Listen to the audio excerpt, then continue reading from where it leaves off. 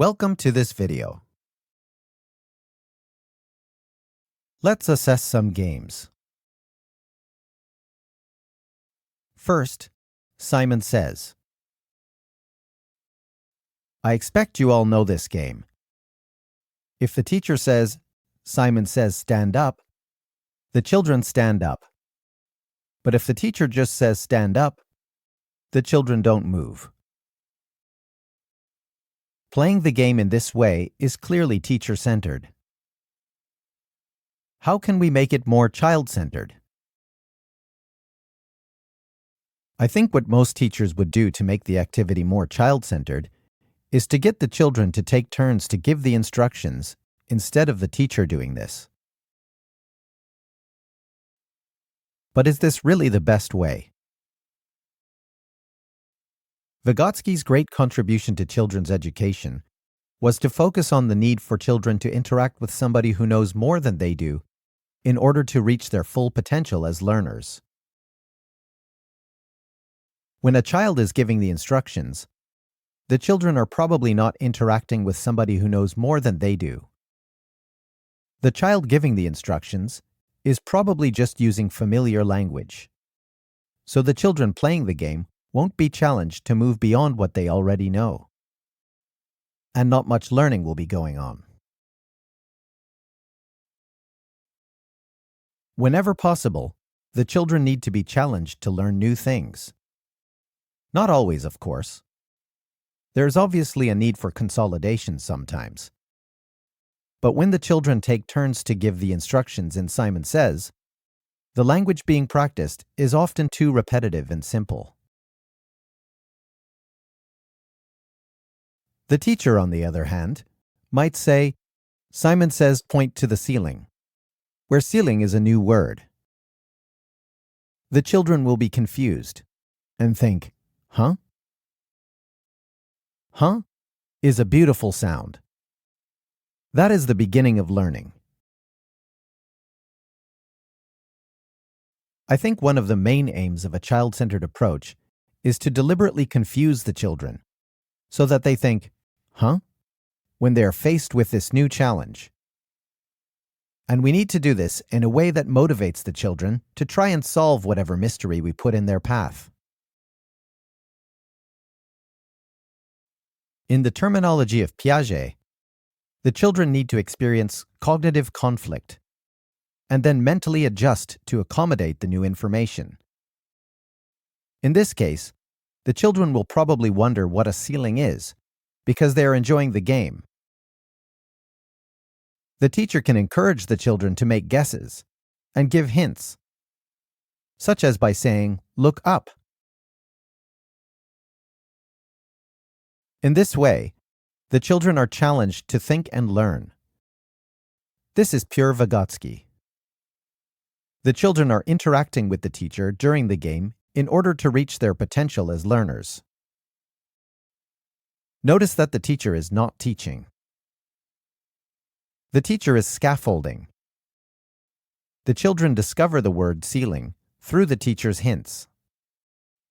They do not directly receive this information from the teacher.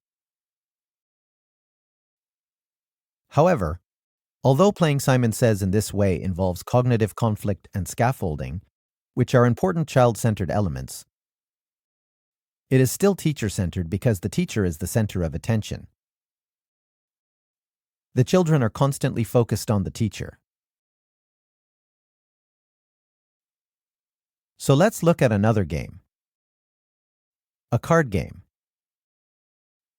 In this game, flashcards are arranged in a racetrack, and the children take turns to throw a dice and race around the track, either identifying each card as they pass over it or just identifying the card they land on. How do the children learn new cards in a game like this? The teacher-centered way is to pre-teach the cards before the game. This is, in effect, treating the children as blank slates. It is saying, follow me. You learn because I teach. Now practice the new language targets in the game. The game is just being used for practicing new cards, not for learning them. A more child-centered approach is for the teacher to include new cards in the racetrack, or alternatively, to change some of the cards after the children have been playing for a little. This is treating the children as explorers. While they are playing, they land on new cards and think, huh? The game motivates them to try to find out what the cards are.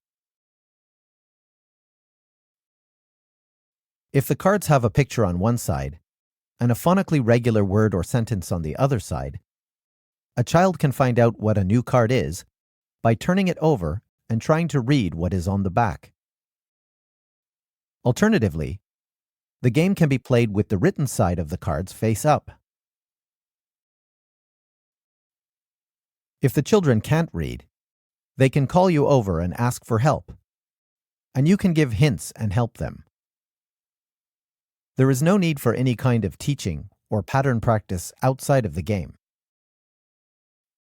When they ask you for help, you can hint and interact with them so that the children are learning, not being taught. And the game itself is the pattern practice. As the children race around the track, they will learn the new cards by trial and error. If a child makes a mistake, you can indicate that there has been a mistake in a fun way and encourage her to self-correct, with your hints if necessary. This game involves cognitive conflict because the children think, huh? When they land on new cards. They are also being challenged to reach their potential as learners because the teacher is stretching them by adding new words. But this game is more child-centered than Simon says, because the children are focused on the activity itself, not so much on the teacher. Let's look at one more game. Divide the class into teams. Invite one child from each team to draw an animal on the board. Introduce the game in steps, with a slight pause between each step to allow the children to anticipate what is going to happen next. This draws the children into the game.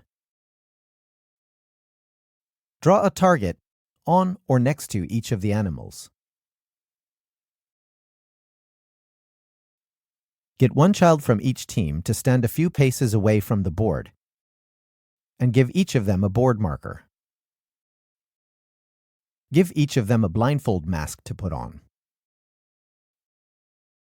With hand gestures, indicate to the other children in the class that they need to direct the blindfolded child from their team to the board and mark the center of the target.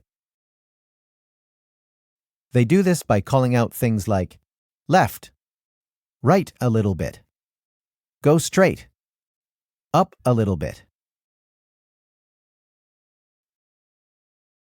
The target language of this game is directions. Let's say that directions are today's new language target, and the children don't know words like left or right. When planning our lesson, we are thinking we would like to use this game, and we are wondering at which stage of the lesson to use it. Should we use it to introduce the new language target?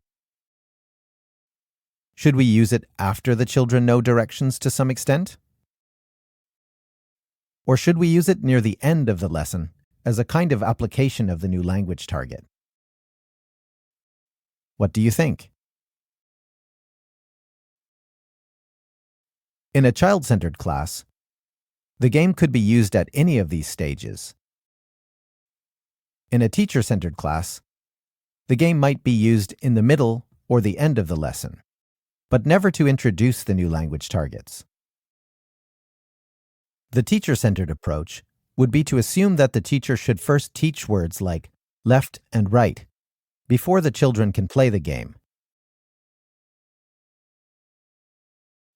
So let's look at how the game could be used at the beginning to introduce directions, just to see the difference between a child-centered approach and a teacher-centered approach. I am not saying that the game should be used at the beginning. Even most child-centered teachers would probably use it later in a lesson. But it is interesting to look at how it could be used at the beginning. We first draw the children into the game step by step, as I have mentioned. If the build-up has been effective, the children will be excited to play the game after the blindfolds have been put on. But they don't have the English vocabulary to play. So what do you think will happen? What I expect will happen is that the children will start to call out instructions in their native language because they are excited. At this point, a teacher-centered teacher can just tell the children to speak English. But that wouldn't be so appropriate in a child-centered lesson.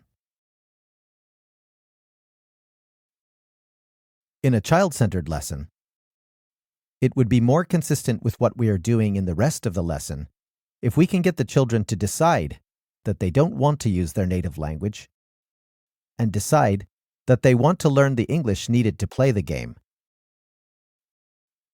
How can we do this? There are various ways of achieving this.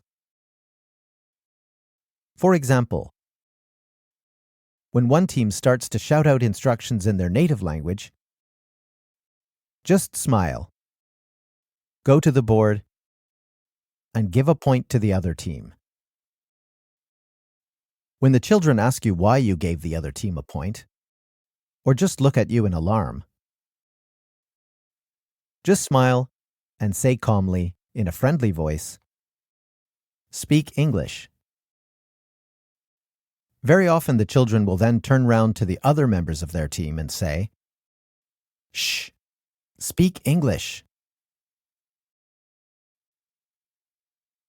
It is often the more competitive, outward-going children who are probably the first to shout out in their native language, who are also the first to turn around to the other children and say, "Speak English." This technique only works if the children are in teams, and it tends to work better in larger classes. If this doesn't work, it might be because points are not important enough for the children. So it helps to find something that is important. For example, it could be that many of the children in the class love soccer, so you can have a soccer scoring system running through the lesson. You could have 2 soccer goals at the top corners of the board and a magnetic ball in the middle. In this case, when one team starts to shout out in their native language, just calmly go to the board and start to move the soccer ball towards their goal. When they pause to ask you why, then smile and say, "Speak English." My personal favorite is to use a puppet or a toy animal as a referee. I can then have 2 different relationships with the children. When I'm speaking as myself, which is of course most of the time, I'm friendly and I have a fairly equal relationship with the children. But the puppet or toy animal can be strict. For example, in this case, if the referee is a toy chicken, when one team starts to shout out in their native language, I pick up a marker with the chicken, go to the board, and the chicken gives 1 point to the other team. When the children ask you why, say, "I don't know, ask the chicken." The children will probably smile and ask the chicken. The chicken says, "Speak English," a bit strictly. And the children will probably smile, turn round to each other and say, "Shh, speak English." Using points in this way may seem to contradict my arguments against using extrinsic rewards in the Psychology in the Classroom videos. But there are important differences. One difference is that points are not being given for English ability. I think it is important to try to avoid giving points for English ability. Points can be for luck in language games, where all the children have an equal chance of getting points regardless of their English ability and regardless of their personal confidence. Or they can be used in classroom management games, but not for English ability. So getting back to the game. The children have now decided that they want to speak English, but don't have the necessary English to play the game.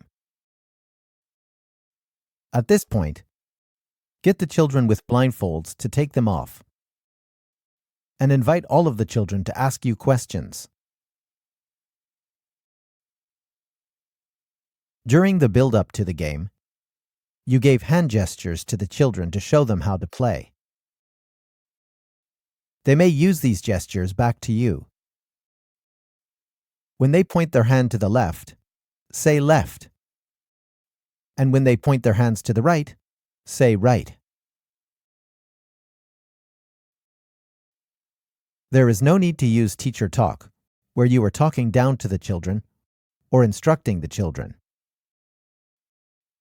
Just have a natural interactive conversation with the children, so that they are learning and you are assisting. In fact, you are all kind of in this together. I think that is the kind of atmosphere you want to create. It can also be quite helpful for the children to learn a question pattern to ask what words in their native language are in English, such as, "What's da-da-da" in English? This kind of pattern can be used quite frequently by the children. After the children learn a few words, they can play the game. While they are playing, they may encounter other things that they want to say, such as, "just a little," or "take 3 steps," or things like that. You can help the children learn these expressions as they are playing. Or you can pause the game to give the children a chance to ask you questions and find out how to give more instructions in English. In this way, they are learning and playing at the same time. These 3 games illustrated what I think are some of the key points in a child-centered approach. I will look more generally at child-centered learning in the next 2 videos. Thank you very much for watching.